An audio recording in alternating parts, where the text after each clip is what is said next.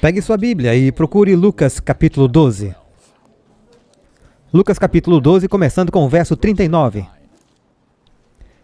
Entendam, porém, isso, que se o pai de família soubesse a que horas o ladrão viria, ele teria vigiado e não deixaria que a sua casa fosse arrombada.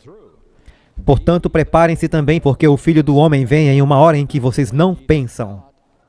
Agora, como isso pode ser verdade para os adventistas?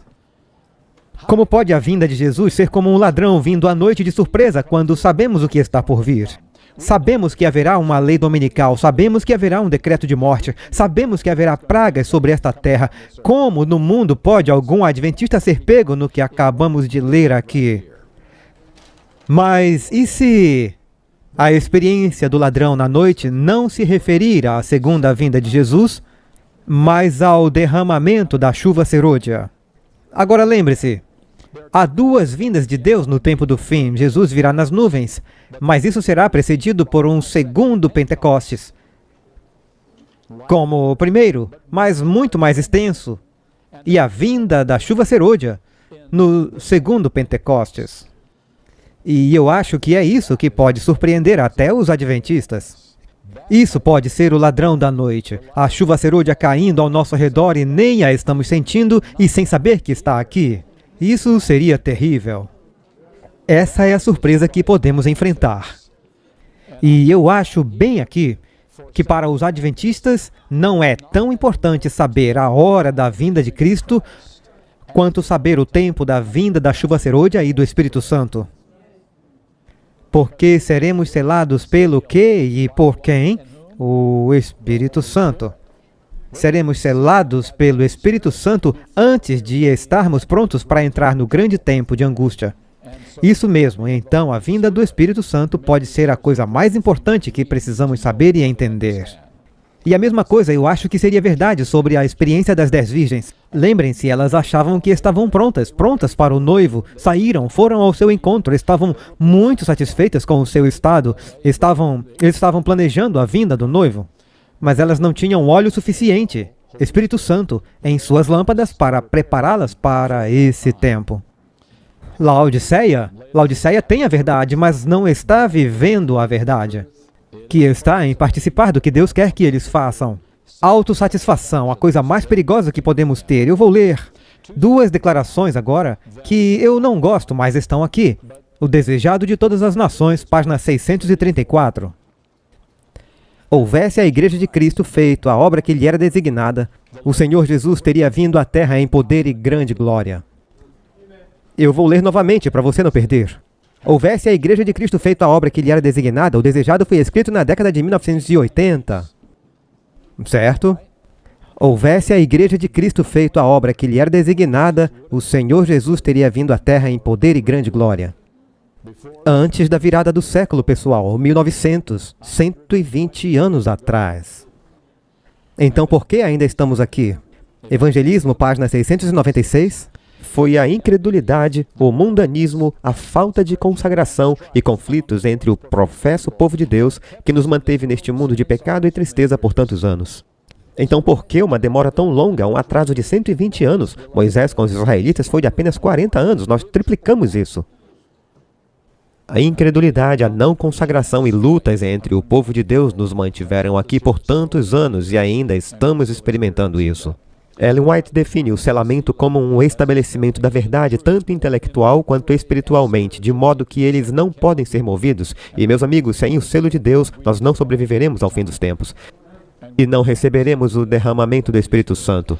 Então é o selamento e o derramamento da chuva serôdia que é o que pode nos surpreender e não queremos ser surpreendidos por isso, meus amigos. Agora, o que eu vou fazer aqui é compartilhar com vocês um ataque muito articulado a tudo que eu compartilhei com vocês esta manhã sobre a missão da Igreja Adventista. Eu lerei do jeito que foi escrito e depois eu vou comentar com vocês. Ouçam com atenção. Nós, adventistas do sétimo dia, passamos a acreditar que nós influenciamos o tempo determinado da volta de Cristo, acreditando que nós atrasamos sua volta ou podemos apressar sua volta. Nos desviamos de acreditar que a sua vinda está tão próxima que somos a última geração a acreditar que podemos nos tornar por nossos próprios esforços a última geração. Determinamos dentro de nós ser um povo de qualidade especial, um povo distinto como o mundo nunca antes conheceu, adequado para o retorno de Cristo. Ellen White não exige uma suposta natureza espiritual superior do povo de Deus. Não há referência à condição moral humana sendo determinante. Acreditar que nos tornamos a última geração por nosso próprio desempenho espiritual produz um foco em nós mesmos. Inevitavelmente, tal foco nos leva ao moralismo e perfeccionismo como fins em si mesmos e como substitutos de fé e humilde proclamação do Espírito de Deus. Meus amigos, eu acabei de ler para vocês 9 falsos ensinamentos em um único parágrafo.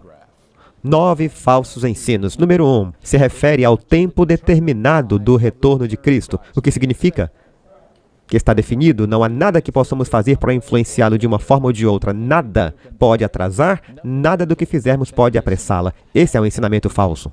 Número 1. Número 2.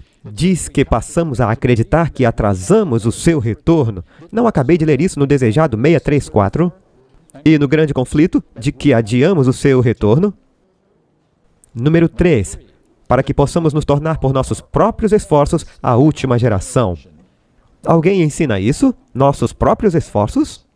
Meu Deus, nunca nos prepararemos por nossos próprios esforços para qualquer coisa espiritual. Número 4. Referiu-se a nos chamar de uma qualidade especial, um povo distinto. Eu vou dizer, talvez seja exatamente isso que será necessário para viver sem um mediador no tempo de angústia. Qualidade especial. Um povo distinto? Erro número 5. Refere-se a uma suposta natureza espiritual superior que teremos. Se eu quisesse fazer isso, eu poderia ler para vocês cerca de uma centena de declarações que dizem que precisamos de uma natureza espiritual superior à que possuímos agora. Erro número 6. Se referiu ao nosso próprio desempenho espiritual. Soa como um show, uma performance, um desempenho, fazendo com que pareça ruim. Número 7. Um foco em nós mesmos, como os fariseus, lembram?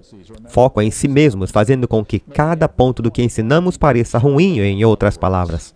Número 8. Se refere ao moralismo e ao perfeccionismo. E, meus amigos, não há nada mais fácil do que rotular a perfeição de caráter dos últimos dias como perfeccionismo para assustar as pessoas. Perfeccionismo, não queiram isso.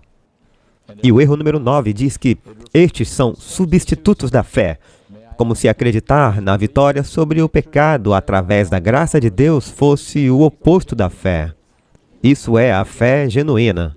Fé genuína. E por anos, meus amigos, tem havido um ataque determinado à missão da Igreja Adventista, o remanescente. E qual é essa missão?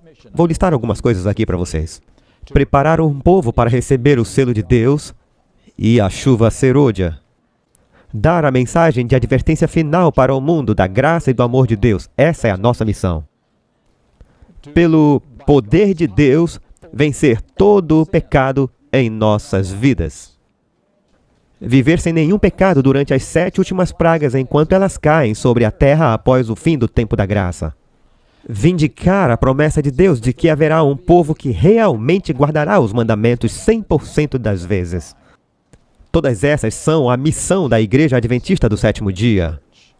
Se não entendermos isso, não entendemos qual é a nossa missão.